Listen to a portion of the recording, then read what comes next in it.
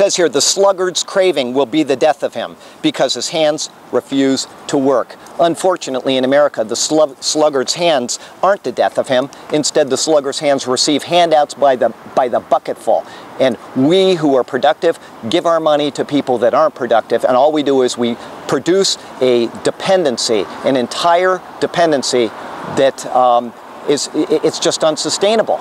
And we'll get a couple quotes from Benjamin Franklin here in a few minutes so that you can see what he thought about people sitting on their hands and doing nothing.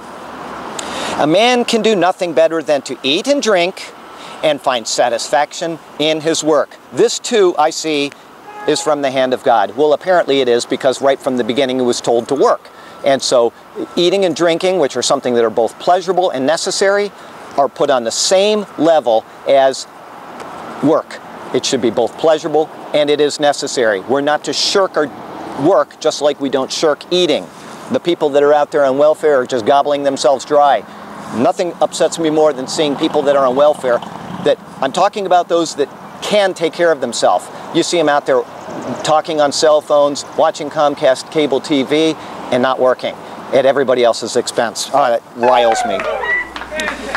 Two are better than one because they have a good return for their work. You can't have two working if one of them is sitting at home getting welfare. Two are better than one because they produce more. And when a society has all the people working, they produce more. And people are fed more. And people don't sit around bleeding the ones that are working dry. We need to get this right, because if we don't, this nation is going to be under. And the rest of the world is going to be facing the Antichrist soon enough, including America. We don't need to rush it on by continuing on the financially irresponsible path that we are on. Here's some quotes from Benjamin Franklin that I promised.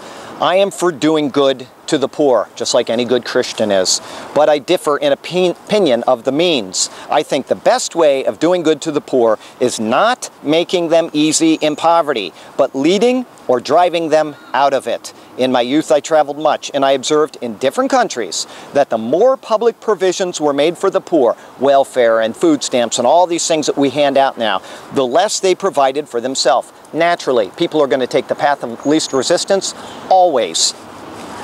And of course, became poorer. And on the contrary, the less was done for them, the more they did for themselves and became richer. This is the wisest guy of his age. People sought him from nations all over the world for his wisdom.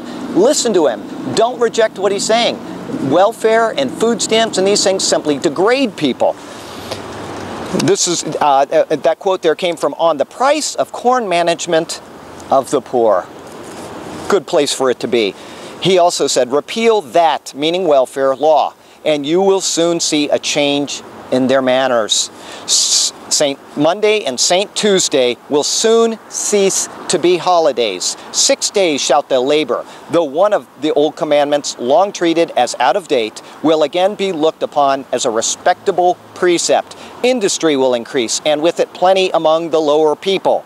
Their circumstances will mend, and more will be done for their happiness by inuring them to provide for themselves than could be done by dividing all your estates among them. You take a rich person's estate, you divide it among the poor, and it will be squandered in a day. It will all be gone, and that is what we're doing in the nation of America. We are squandering our inheritance on people that are too shiftless and lazy to work. Yes, I get upset about this issue because we work hard in this nation and it's just frittered away by giving it to nations that don't do anything, by giving it to people that don't do anything, instead of taking care of the truly poor and making the others go out and work.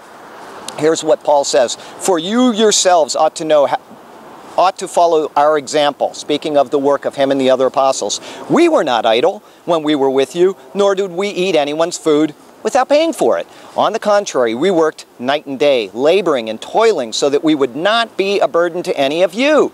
We did this not because we have the right to such help, but in order to make ourselves a model for you to follow. For even when we were with you, we gave you this rule. I'll give you the rule in a minute, but understand that Paul is saying that even though he could have asked for money as a preacher of these people, he didn't. He wanted to be a model to them that you need to work. And just read that verse again. It's in 2 Thessalonians 3. It couldn't be any clearer that Paul is saying, get out there and work. And what did he say? The next sentence, if a man will not work, he shall not eat. End of story. We need to cut these people off, and we need to do what Ben Franklin says and get them back on the streets and working, not taking government handouts. Last issue for the day, on atheists. The fool says in his heart, there is no God. They are corrupt. Their deeds are vile. There is no one who does good. Fools deny the existence of God. I'd like to real quickly explain to you what an atheist claims and what he really is. And that verse can be proved right out of the Bible. Atheist comes from the Greek theos, no God. In order for somebody to make the claim that there is no God, what must he do? All right, first we need to understand what the nature of God is. God is what? He's infinitely wise, he's infinitely present, and he's infinitely powerful, okay?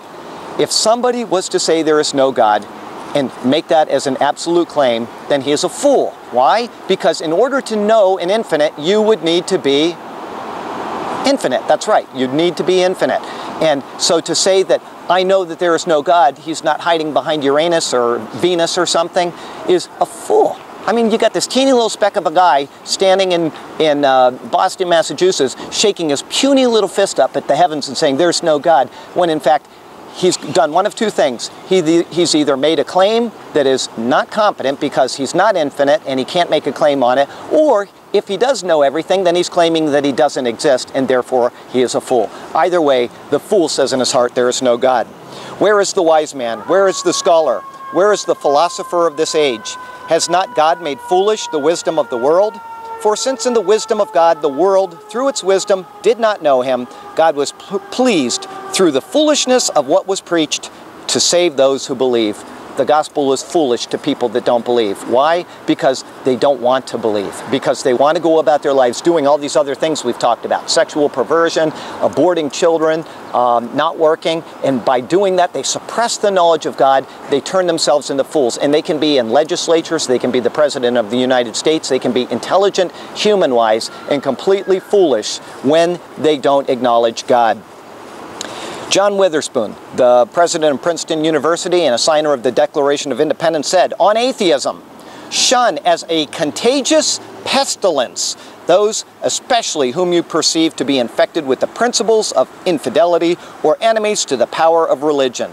Whoever is an avowed enemy of God, I scruple not to call him an enemy to his country. Here's a really funny one from the Constitution of the state of Tennessee. Man, I read all the constitutions. Every one of them mentions God, all 50 states. Listen to what Tennessee, they say 2 types of people are not allowed to enter into the assembly of the legislatures. The first is preachers and ministers. Why? Because their calling is higher than any public office. The second one, oh, listen, it's hilarious. No person who denies the being of God or a future state of rewards and punishment shall hold any office in the civil department of this state. Why?